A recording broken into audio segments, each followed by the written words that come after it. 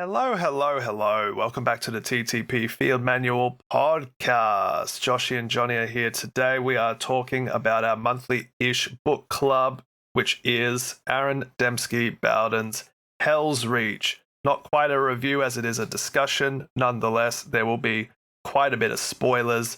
This is your only real warning on that front, eh? How are you, Johnny? Oh, I'm doing all right. How are you? Good. Feel very spaced out this morning. Very sleepy, but that's all right. We're here. Is that because you stayed up too late? Maybe. Did you stay up too late?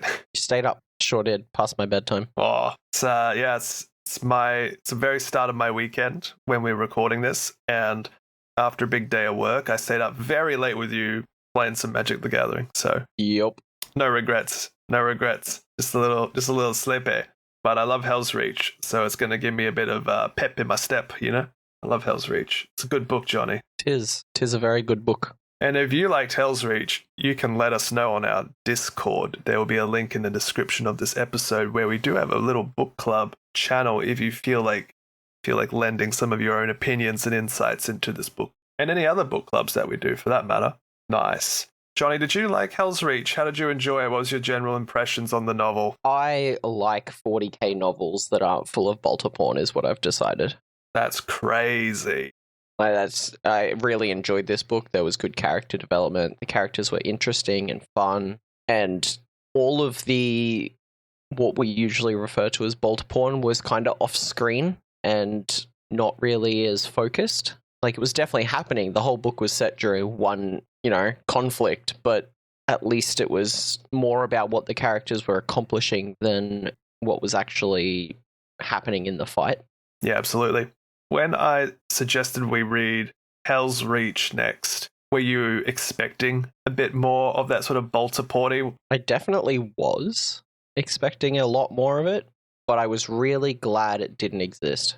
Yeah, for all of our memes about Black Templars and Space Marine novels in the past, it's really refreshing. Whenever I see Black Templar stuff come out, I think, cool, Black Templars. And then you might have a bit of a knee-jerk reaction like, Black Templars, the space racists. And yes, absolutely the space racists in a lot of memey ways.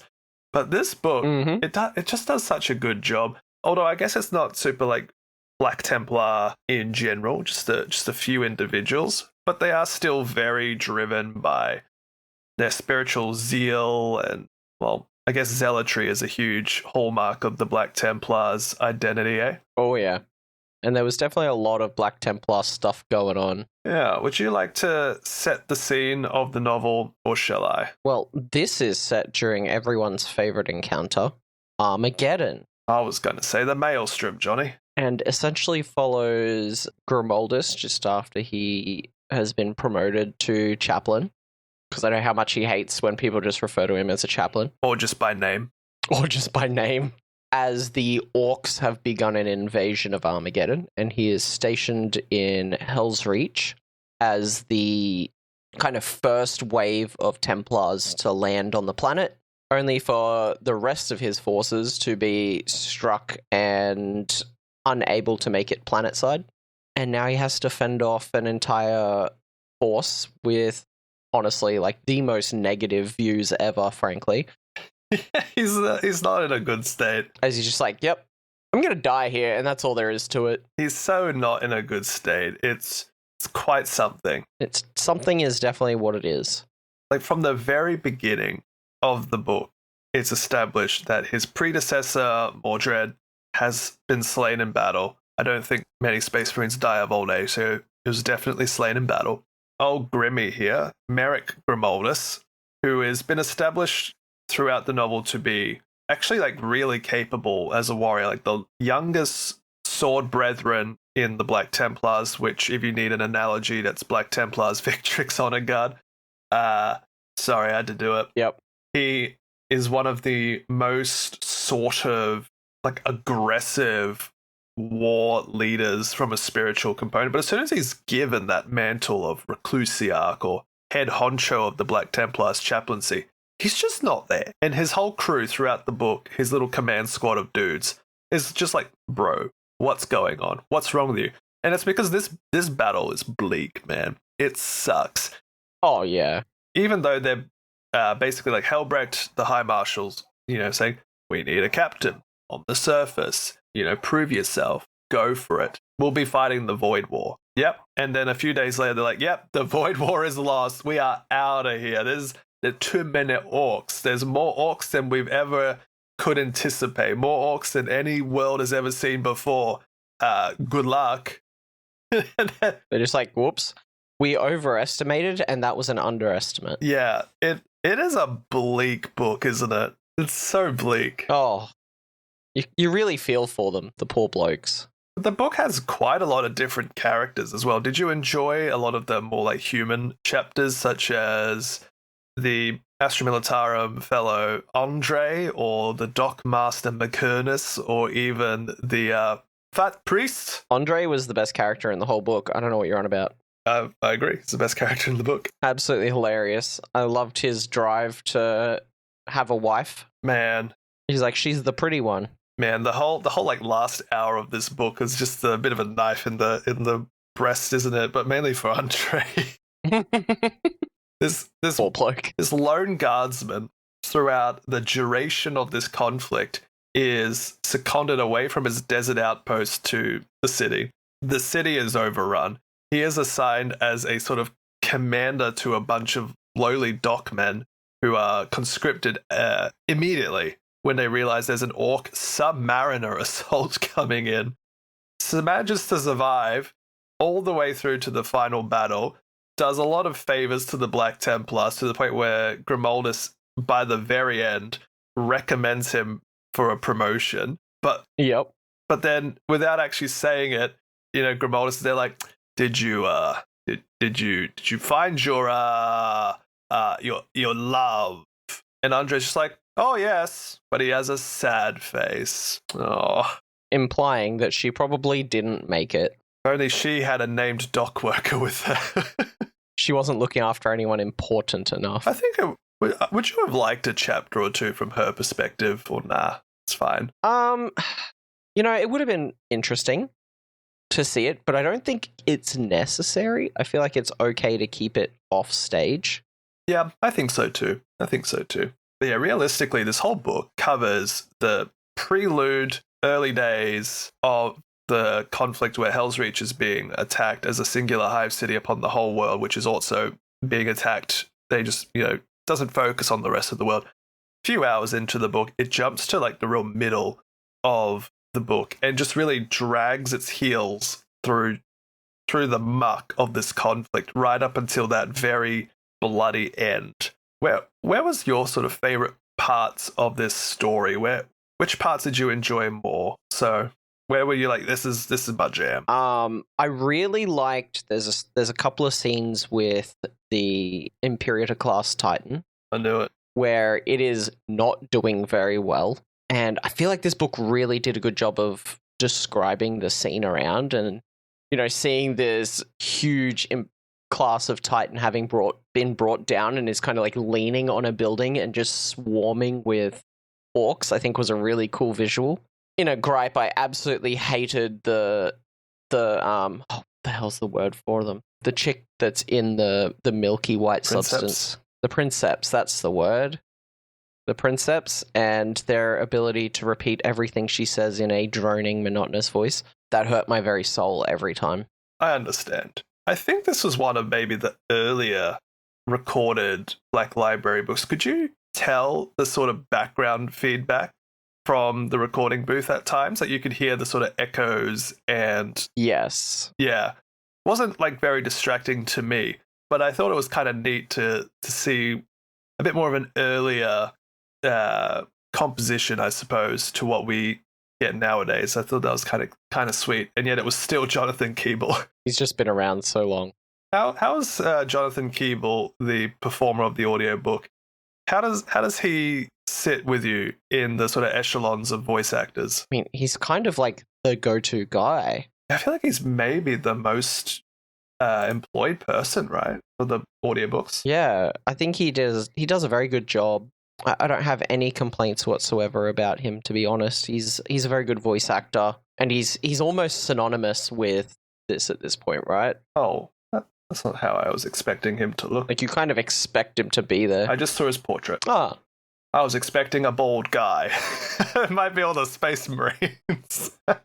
He's got hair, John. Wow. He has hair. Yeah.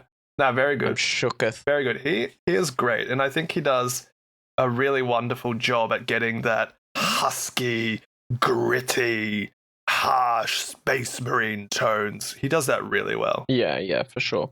I really did enjoy that same thing you were pointing out about the Titan being on its knees. And then I liked how so many of the scenes in this novel sort of tied in between the various characters because they're all in the muck together. So Titan goes on her knees. The Titan is like, Grimaldus, help, please.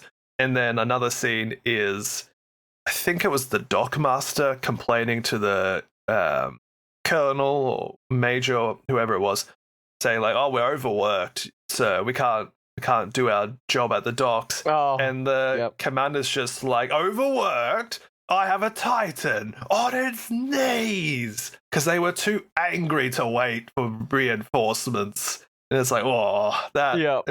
Imagine being the human guy. You're like, yeah, Titan. Oh, the Titan's on its knees already. Yep. But no, it really feels like they put so much effort into defending this Hive city, and there's no way it was ever going to be enough.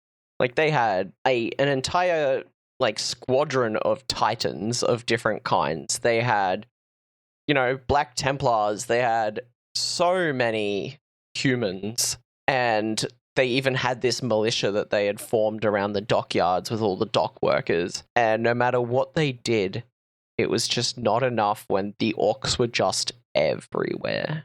It actually surprises me how well they did, to be honest. Honestly, yeah. They really fought their own the whole way. Especially with the... And for there to be go on. Any survivors whatsoever is crazy to me. Yeah, I think they did tremendous in their defense efforts, despite the fact that, Grimaldus wasn't in his sort of right mind for a lot of it. There was a part where they had reinforcements and then politely asked them to leave. Yep. Oh, mate. My favorite part of this book is probably the chapter titled 36 Hours. Or the 36th Day. 36th Day? Oh, yep. Yeah. Where they were describing the losses. Yeah, where the book has it's a first sort of time jump. And yeah, they're describing the losses and they're just in the middle of the Hell's Highway and they're just describing like, days have jumped. And it's like, we're still here. We're still fighting. But everyone is lost. Dude 1 is dead, slain in a chemical explosion. Dude number 17 died, orcs savagely, It's like, oh, man. Yep. And then they get a call on the thing. We have something you need to see. Yep. Huge submariner fleet coming for us. And like, orcs, submarines, are you cracked? Nope, they're coming. Because they also had, they had the little vignettes of the oil rig cruise and how that was just like they were being capsized by things they couldn't even tell. Yep. Scary book. Oh, yeah, absolutely brutal. Do you see what I mean about Aaron Dembski-Bowden's ability to write these very small character vignettes as little spices throughout the actual story and really deepen the tapestry of the plot? Yes. This is your first ADB novel, isn't it? It sure is. What do you think of his writing style compared to some of the other authors we've had the pleasure of listening to the words of? I thoroughly enjoyed his writing style. As I said, it was very focused on the characters and what was going on. And I felt like they really did a good job of making you feel something for these characters and without like spelling it out to you like you're dumb. Speaking of characters, how did you feel about Command Squad Grimaldus, all of his various fellows, Nerevar, Bastilan, Primus, Kador? How did you enjoy the Command Squad's dynamics? It made me really want a Black Templar army. Really? Yeah, I actually thought it was pretty sick. Excellent. I have very similar thoughts whenever I read Helsreach. This is my third time. I can't believe you've read it 3 times now. That's good book. That's a lot. It's perhaps my favorite. It is. It is probably my favorite of the stories that we've read for 40k so far, honestly. Have you? Definitely recommend. I started showing you the animation version, right? No, but you did suggest it. So I don't remember his name, unfortunately, but there was a fan who used Source Filmmaker to make a whole feature-length animated film of Helsreach using the audiobook excerpts as dialogue and the like. So it's all Jonathan Keeble, but yeah, it's a whole animation done through, I'm pretty sure it's Source Filmmaker, and then laid over with filters and color corrections and stuff like that. But it was so successful that when Games Workshop did their purge of fan content on YouTube a few years ago, prior to Warhammer Plus's whole release, they gave the guy a job, and he did. I'm fairly certain he did all of the Blood Angel animation stuff. That's pretty cool. Okay, all right. It's a pretty cool little story there, huh? Yeah, it is. Absolutely fantastic. Thoroughly enjoyed. There some very cool moments in this book that really showed how ruined this city got, and every step it was like they were losing ground day by day and just fighting for every inch. One of my favorite descriptions is later in the novel when they're describing how the swords have blunted to the hilt, and they are just hilts being swung like flails attached to the chains on their gauntlets. Purity seals have been burnt off. The armor that is usually black has been scratched down to the metallic grey beneath. How often does a Space Marine have that much battle damage? Or someone standing next to Grimaldus and they audibly can tell his armor is not doing as well as it should, as every move he does creaks and groans and grinds against the various plates. There was this moment where I was like, oh, is that what color ceramite actually is? Fair enough. Yeah. One of those things where you're like, what color is ceramite before it's been painted? The answer? Grey. Lead Belcher. It's just concrete. It's just concrete. What were some of your other favorite moments from this novel, of which is 416 pages and an audiobook length of 12 hours? I really liked as much as I said I hated her, all of the moments between Grimaldus and the Princeps I thought were very well done in what was actually happening. I really liked that dynamic, and their opposing views clashing here and there and changing the way things were, and it was really fun. And then towards the end, obviously she's having a bit of a moment and freaking out and ready to die, and he kind of makes her, he helped build her morale in that moment and reinforce it so she'll have her final stand. And there were a lot of final stands in this book. Yeah, I'm fairly certain they absolutely believed it was their final stand as well, but lo and behold, they made it. Oh, not many of them. No, not many. There really wasn't many people that survived. I'm amazed that they also managed to send down the Emperor's Champion and the Master of the Forge to this Hive World defense. That doesn't make a whole lot of sense. They sent the Master of the Forge to the doomed Hive City? Yeah. Yep. They specifically said Master of the Forge. That would be head honcho tech marine, not just a tech marine. But it's interesting to me because both Bayard, the Emperor's Champion, dude with sword, and Jerizian were at least two of the dissenting voices for Grimaldus's ascension to the chaplaincy of Reclusiarch, the title of it. And Helbrecht was oh, well, fine, let him prove himself. And I guess he was just you two, go make sure he's up to the scratch, which tells me that Helbrecht thought they would actually survive and that he had the highest of hopes for his fellows, which is actually kind of nice in a backwards way. Yeah, I mean, originally they thought that they would be reinforcing them, right? They were just the first wave. Ideally, yeah. But things just went so utterly bad. And then there was a random part where they were like, hey, look, Salamanders showed up. Yeah. How'd you enjoy that chapter? It was really interesting because Salamanders obviously are very different to a lot of the other Marines in terms of their thought process. So seeing everyone be now's our chance to push up, and the Salamanders are no, why would we move forward right now? We need to defend the humans. And then there's this bit of a row that, more people might have survived if we had pushed up there, but more people might have died.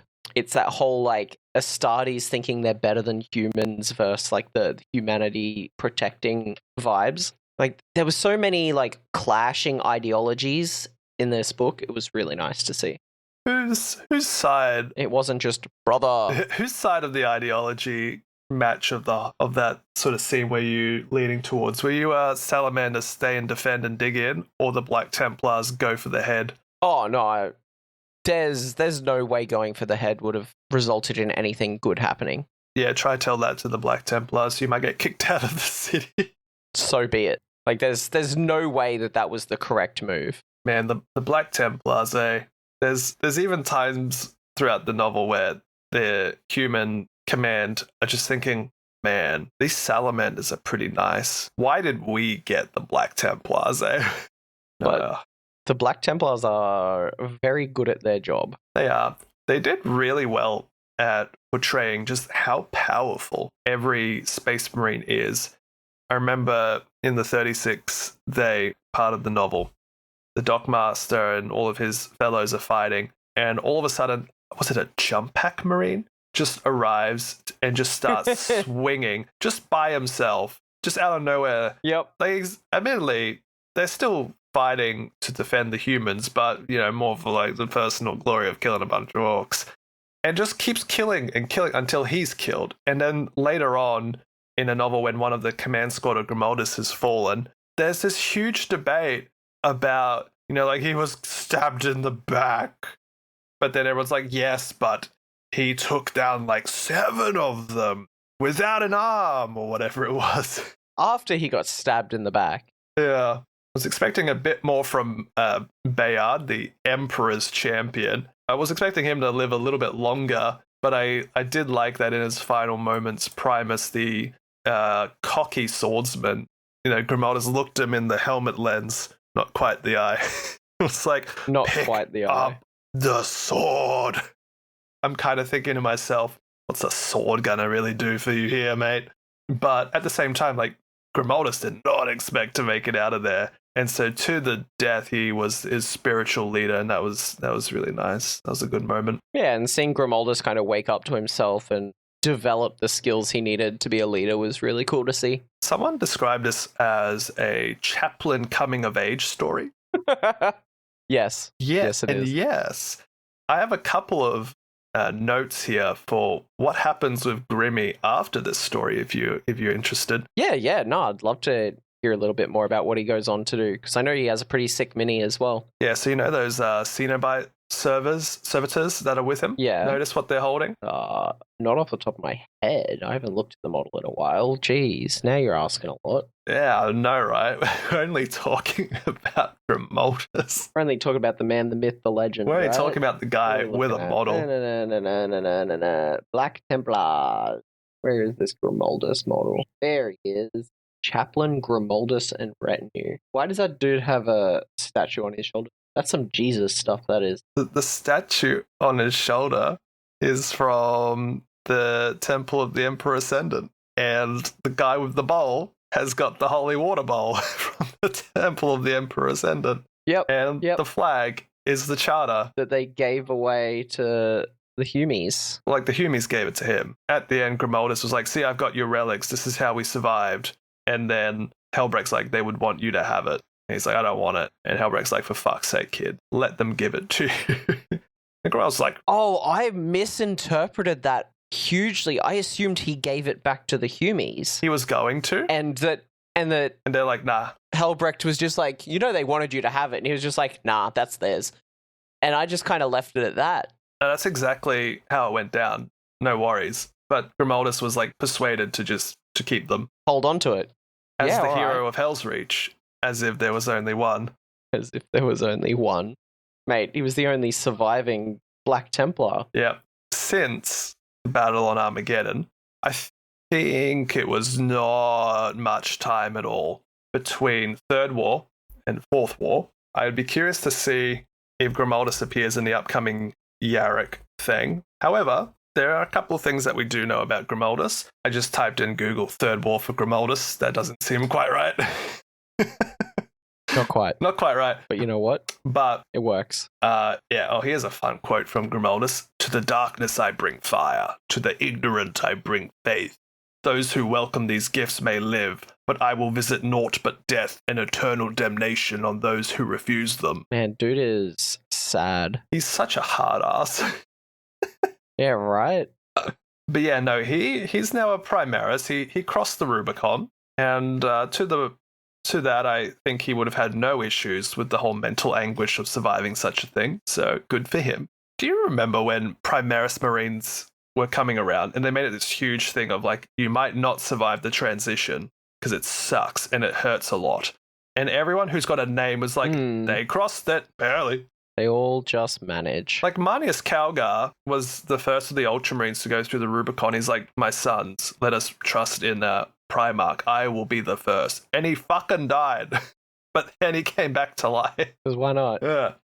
So Grimaldus decided not to rebuild his command squad following the war and became this sort of like lone wolf chaplain across the Black Templars. Obviously, he's sort of very high up in the chapter, but he doesn't have a personal retinue, really, aside from those brain-dead servitors carrying things for him. Just a couple of dudes to follow him around. The lovely guardsman Andre in a follow-up, I'm not sure if it was a novella or it was a short story, but in a follow-up, I think it was a novella, Grimaldus decides to go pursue some orcs out of the thing. I think either way, he's hunting somebody, but he essentially conscripts Andre to come with him and a bunch of Andre's troops to come with him in their pursuit. And I don't think Andre was particularly happy about it because it turns out outside of a life and death scenario, Grimaldus is a hard ass. I mean, yeah, math checks out. There's a little excerpt across the lore of Grimaldus being on a ship that's being boarded by the word bearers. Oh, yeah? But they board from the like lower areas, which is usually the sort of like fake settlements that exist for all the human like workers of a ship, right? Yeah, yeah. And Grimaldus, knowing that there's a bunch of acid vats on the ship for processing foods or fuel, whatever it is, basically gets on the horn and does this rousing zealot speech, you know, like, you will not let the enemies of our emperor take this ship. You know, you will gladly throw yourselves into our foe to let the rest of your fellow humans survive. You know, that whole chaplain thing just over the Vox. And that's exactly what happens. The humans on board just throw themselves upon the word bearers, just like a horde of meat, which buys enough time for the Templars to flood the lower components with these acids that melts all the word bearers and whoever humans are surviving. Crazy. His reputation is such that when the Fourth War for Armageddon began, with all the Season of Blood with Angron and the like, and chaos wackos were going crazy across the planet, Helsreach was like the only Hive city that did not care. They were so fervent that they themselves started to rise up their own little like cults of worship in fealty to the hero of Helsreach, Grimaldus, as a religious icon, doing their own witch hunting purges of their population. And when there was demons attacking, various like dock workers would weld themselves shut in their dock vehicles and cranes and stuff and just go to battle in their equipment. I love that. So dude's got a rep, and it just keeps building and building. I really like that. It's yeah. This was one of the few characters I was really interested to know a little bit more about. So as soon as you were like, it's a Black Templar book, I was like, is this the time? And sure enough, it is. How's your Black Templar fervency? Are you still like, maybe I'll get some models, or maybe I'll do a tabletop sim, or like where are you at with Black Templars? I'm in the curious phase, not in the I've actually looked at anything, because as soon as you go online and you're like, oh, what Black Templar models are there? And then you just see all of the Space Marine stuff and it's a little daunting. There's a couple of fun ways that Black Templars are played at the moment. Their particular codex supplement wasn't huge with like detachment power, but the data sheets are pretty good. And so a couple of ways that people are playing them is like a really elite version, sort of like Ultramarine adjacent, where people are playing the Gladius toolkit, but stuffing squads of sword brethren co-led by marshals and castellans for stupid like crits on 5, sus lethal, big damage, all that kind of wacky woo, with repulsor executioners of all things, of which Black Templar Rep X's get a bonus multi-melter for no extra cost, I'm pretty sure. Nice. Or you play my favorite way to think of them in the new 500 Worlds Bastion Task Force, which keys off battle line. And so what you do is you max squad the Crusaders, which is like 300 points for like 20-ish model units. But because they're battle line, they're procking off all of the strats and detachment rules, and you're doing Black Templars jail. Black Templar jail? Yeah. Jailing people out with Space Marines? Like 3 times 20 at least, for like, so 900 points of just rage. Because it's, I've seen some tournament winning lists where people are running 3 times 20 Crusader blocks, which is going to be 900 points, and they just go. They just go up the board, they advance, they charge, they have leaders giving them stuff, and it's zonky. It's like World Eater Space Marines. That's some crazy stuff. Blood Angels are like a more Emperor's Children, very specific, very mobile, very elite killers. Black Templars are Horde, Surge, Weight of Dice, melee blenders. Nice. Back to the book though. How did you feel about the like closing chapters? Oh, yeah, Jerizian. How'd you feel about Jerizian and the whole Ordinatus Armageddon and the whole Godbreaker thing and all of that stuff? I'm still trying to decipher what exactly that thing was. Was it a train? Yeah, basically. It gave me train vibes. So what's it actually called? The Ordinatus?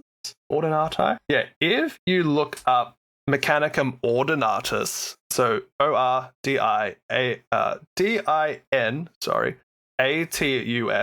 you'll see what's essentially a huge turret on treads. Oh, okay. The Ordinatus Armageddon is a bigger one. All right. I was under the impression it was a train. No, it's just a cannon on legs. Well, on treads. I imagine that the Ordinatus Armageddon is like a bit wider or a bit longer than that, so it might feel a little bit train-like, but it is able to move on its own, so not full train. Not full train. Yeah. They didn't go full train on us. Yeah, an old Forge World model. Crazy, huh? I wonder if you can find rules for that. Admech Ordinatus. Where would I find it? I imagine it would be in epic scale. Maybe.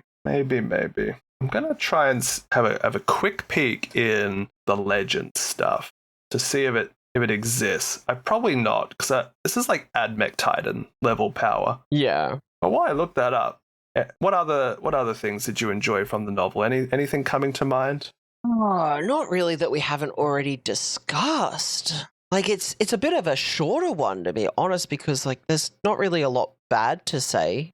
The book's just real good. It's just a solid pick. Yeah, I think it had a really great blend of... Oh, there actually was a model of Ordinatus Armageddon that was epic scale. Oh, shit. So if you look up Ordinatus Armageddon, you will see an epic that is like an extra amount of treads. Yep. The whole gun looks like it's on an oil rig. Yep. One guy piloted that? Yep. Holy crap. Not one guy. They straight up said in the book that one man couldn't do it. But he did. He basically strong-armed it into barely functional one-person-only capacity. But he still didn't manage well. Nope. He sure didn't. That was crazy. He was locked in the tombs trying to unlock the sequence for that thing for like weeks, to the point where he comes to consciousness after he completes his task.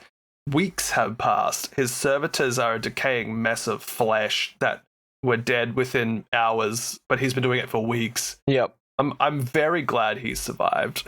I would be a little Debbie Downer if Jerizian did not make it. Oh, how could they kill off Jerizian? He did such a good job, all right? While everyone else was fighting for their lives, he was chilling, fixing his land train. Was he chilling? I think he was having a really difficult time.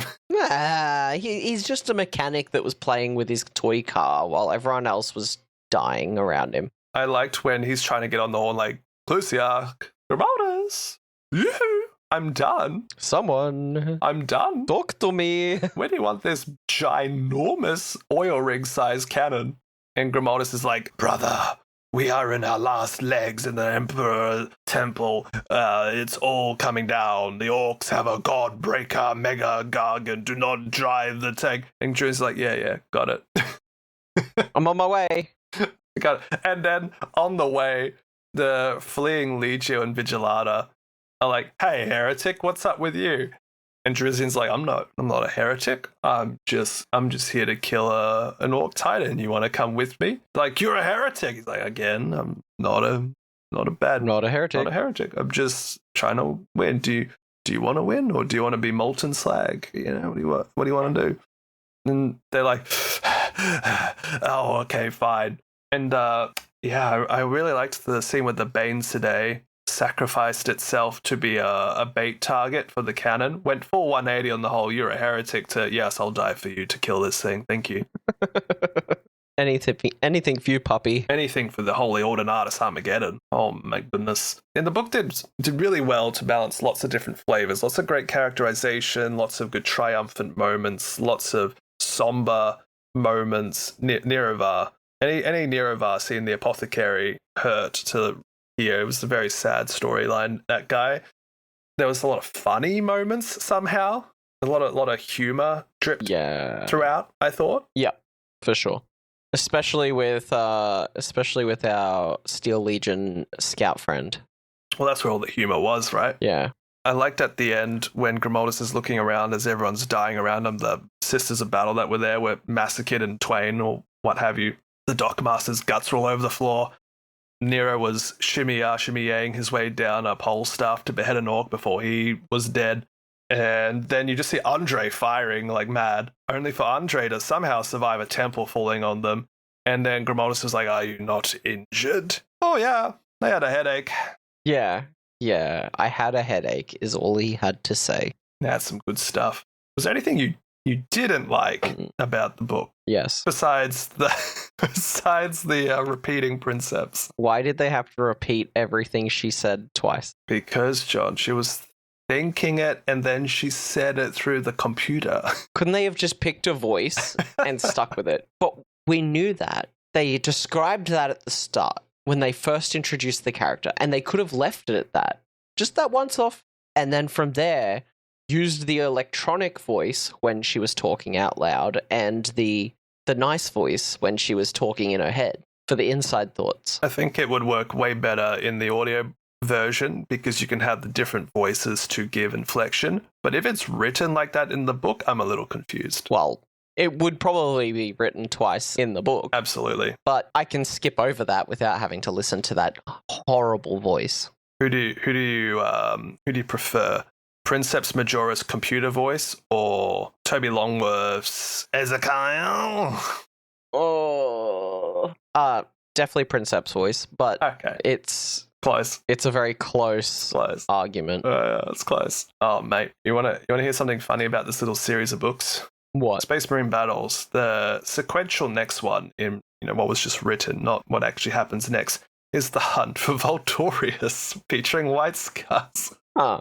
Nice. We're just talking about White Scars not too long ago. Oh, we were, weren't we? Hmm. And then the first book in the series was Rin's World, which is another sad story of orcs overrunning a planet, which is also, funnily enough, another Imperial Fist successor chapter. The Crimson Fists. Crimson Fists. Yeah, the Crimson Fists. They are one of the second founding alongside the Black Templars.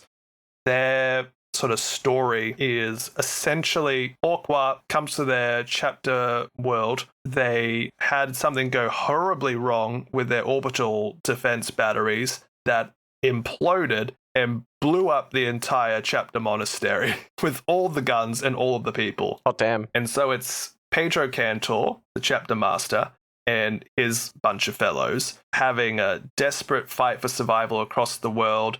They have the salamander vibe of saving some civilians along the way and sacrificing themselves so that the humans of their world could survive. And apparently, it's really good. Yeah, I might have to check that out in a future book club then, eh? Yeah, I'm really keen to check out that Rinceworld because it actually was like the first Space Marine chapter that was designed as well. If you look at the original Warhammer 40k stuff from the late 80s, the first poster boy of Space Marines is Crimson Fist on Rinceworld. Oh, neat. Yeah. Well, do you have any other remarks about this lovely Helsreach before we go to score it and then speak of the next one? No.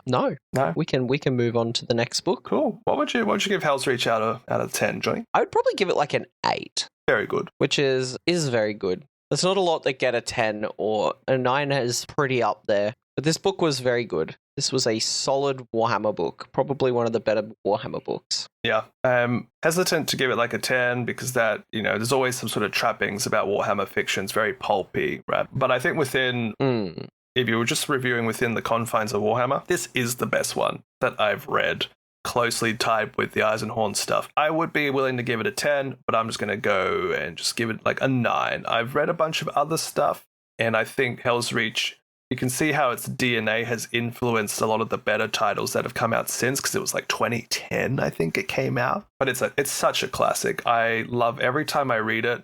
I think the starting half is a little slow if you know what's going on, but that back half is just chef's kiss.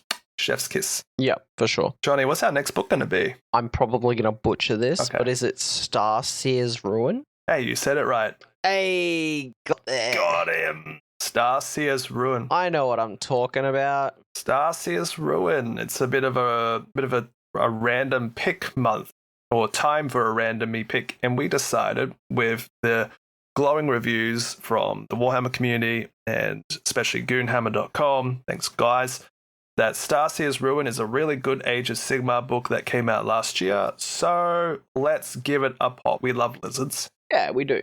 And then, Johnny, you have to think about what you want to read after that, because I think in our little rotation, it's your pick after that. Nice. But yeah, if you enjoyed Helsreach, or if you didn't enjoy Helsreach, or if you're just somewhere in the middle, we would love to hear your thoughts about it. You're more than welcome to pop on over to our community Discord, help us grow it up, have a little chit-chat about books, or whatever else has got your interest within the hobby. We'll be there. We sure will. Come say hi. Look forward to it.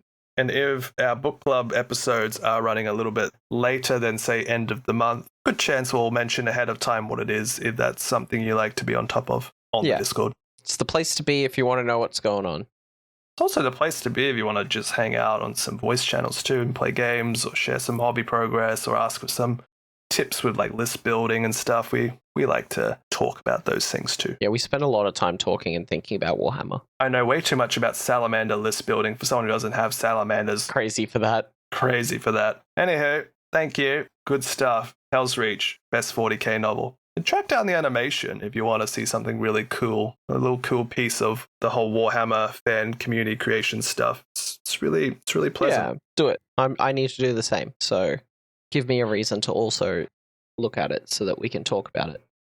Would you believe me, John, if I said I watched it twice? I'll have you now. I've read this book 3 times and watched the film adaptation twice. Holy. I like this book. It's good. It's a good book. So you know Helsreach off the top of your head? Yeah, kind of.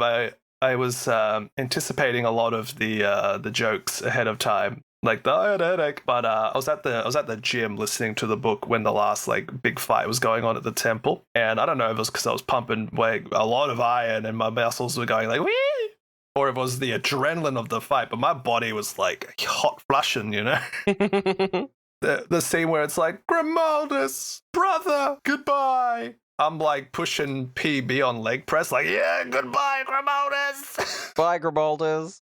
Wait, no, goodbye, Nero. It's good stuff. Very, very good. Oh, actually, that Nero going down the pole scene really does stick with me. I remember in the animation, they have like the camera pretty tight on Grimaldus. He's fighting back to back with, I think it was, who's the guy with the flag? Arterion, the guy who talks with a bit of a mumble because his jaw got blasted off once. Yep. And when it's like, Grimaldus, brother, and like the camera pans, and you just see dozens of orcs, and then it's literally Nero being swung through the air on a spear like a batter, and it's just, Book is great. Oh, watch the film. Yeah, I will. All right. See you all next time. Goodbye.